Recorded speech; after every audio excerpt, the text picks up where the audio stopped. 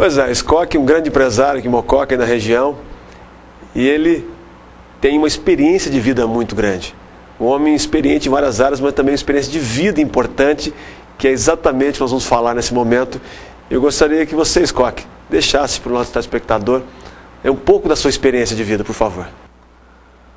Aguinaldo, hoje eu entendo quando as pessoas dizem, os sábios dizem, né, que nós temos que colocar 3 prioridades na nossa vida. Em primeiro lugar, nós devemos colocar Deus. Em segundo lugar, a nossa família. E depois, o nosso trabalho. Hoje eu sei o tanto que isso é importante. Mas no passado, as coisas eram diferentes na minha vida. Na minha época de solteiro, eu comecei a trabalhar muito cedo e sempre tive sucesso no meu trabalho.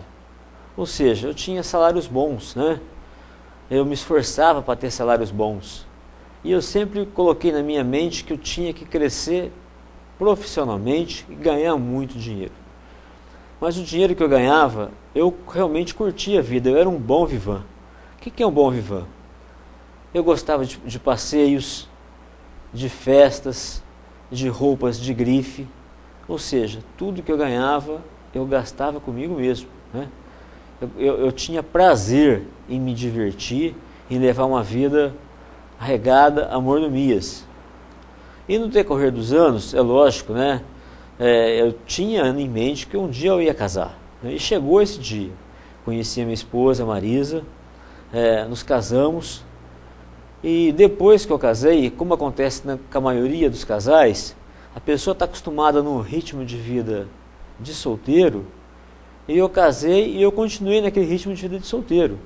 Ou seja, eu continuei sendo um bom vivan, mas deixando sempre a esposa de lado. Ou seja, eu pensava mais em mim do que em conjunto, do conjunto, que é um casamento, né? E durante os anos que foram passando, o nosso relacionamento matrimonial começou a se complicar.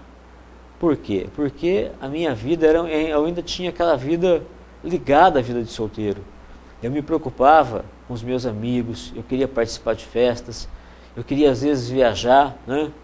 Assistir um jogo de futebol fora da cidade, mas a minha esposa, quase sempre não participava, né? E lógico que isso gerava problemas no nosso casamento. Mas a minha esperança era que o dia que eu tivesse o nosso primeiro filho, que a Marisa demorou um pouco para engravidar, mas depois de 7 anos de casado, né, nós tivemos o João Mário, e a minha esperança era que o João Mário nascendo eu poderia me adaptar melhor à vida de casado.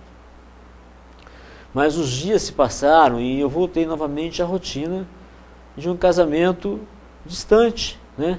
Distante da minha família. Aí também a esperança era que quando viesse o segundo filho, que nem veio a Maria Clara depois de 3 anos, eu voltasse novamente à rotina familiar. Mas a Maria Clara nasceu e eu também continuei distante da minha família, né? Colocava os meus negócios em primeiro lugar, a minha vida social em segundo lugar, né?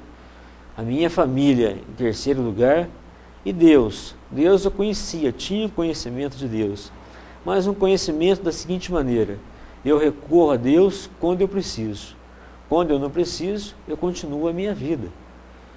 E isso gerava assim aborrecimentos, né? Sempre gerou assim, não gerou uma vida estável, uma estabilidade na minha vida.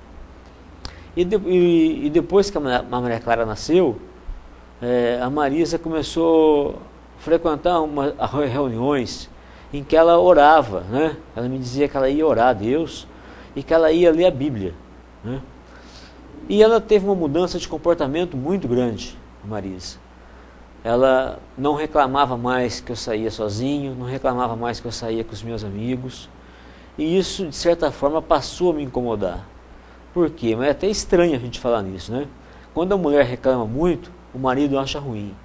Quando a mulher não fala nada, o marido acha ruim, né? Então ficou uma coisa assim, que começou a me incomodar. Eu passei a ficar mais incomodado ainda, porque ela não reclamava. E a mudança de comportamento dela foi tão grande, que ela passou a ser melhor ainda, melhor esposa ainda do que ela já era, né? E ela me disse, olha, o segredo disso é que eu estou lendo a Bíblia, né? Eu tô tendo um relacionamento com Deus. E ela me convidou também para que eu participasse dessas reuniões, para que eu também estivesse lendo a Bíblia, para que eu estivesse conhecendo mais a Deus. E aí eu disse para Marisa, olha Marisa, conhecer a Deus eu já conheço. Agora essa história de ler a Bíblia, né, é um negócio assim, mais para pessoas que não têm o que fazer. Ou seja, para pessoas com pouca cultura, né? Porque a Bíblia é um livro escrito como todos os outros. Eu disse a ela da seguinte maneira, olha, se eu escrever um capítulo na Bíblia e grudar lá na Bíblia, colar, as pessoas vão ler e vão achar maravilhoso. Aí ela me disse uma frase que marcou muito na minha vida. Ela disse o seguinte, bom, se você pensa assim, então você está dizendo que Deus é mentiroso. E aquilo ali, eu não respondi nada, mas ficou gravado na minha mente, né? Eu, com todos os defeitos que eu tinha, eu não achava que Deus era mentiroso, né?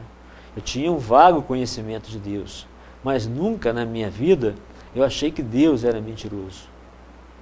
E passaram-se os tempos e isso ficou na minha mente. E ela ficou frequentando essas reuniões de oração, de leitura da Bíblia, de conhecimento com Deus, até que no decorrer do tempo, ela foi convidada para um jantar da Donep, e ela me convidou para esse jantar, né?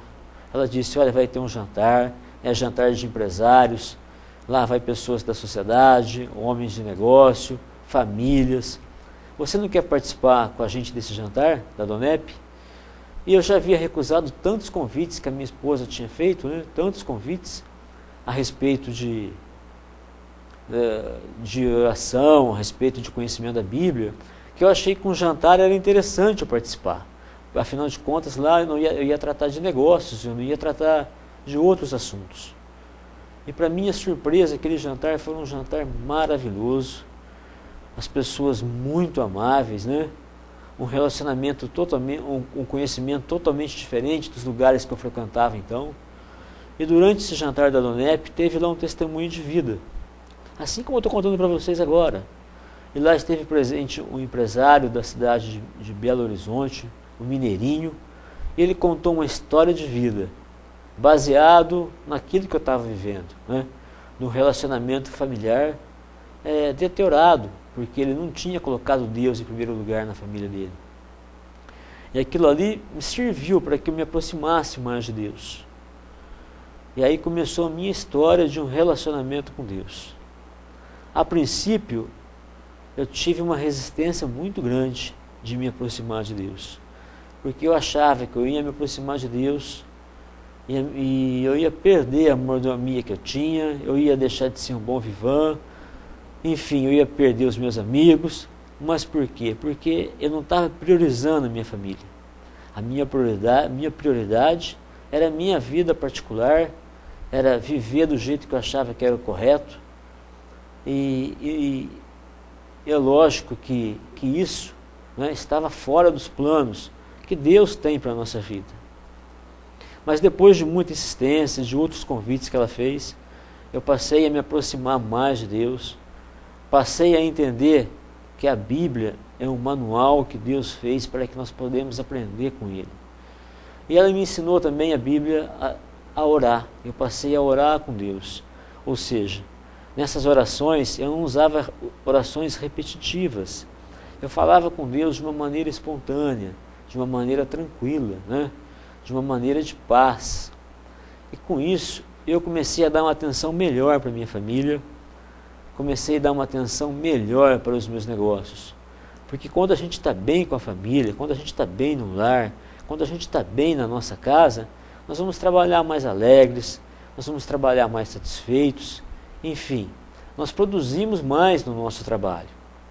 Então, Aguinaldo, essa foi o primeiro item do início do meu relacionamento com Deus, né?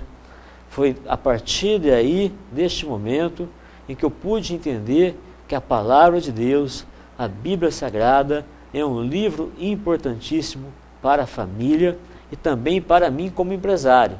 Ou seja, os ensinamentos que a Bíblia tem são ensinamentos empresariais. né? E eu vou contar agora um segundo relacionamento que eu tive com Deus, né? A partir deste momento. Squawk, vamos deixar uma surpresa para o nosso telespectador. Eu queria então, depois de algo tão importante que você falou, da importância da família, né? E tantas famílias nos ouvem nesse instante, eu queria convidar você para nós continuarmos esse testemunho maravilhoso e tão emocionante para a próxima semana. Podemos combinar?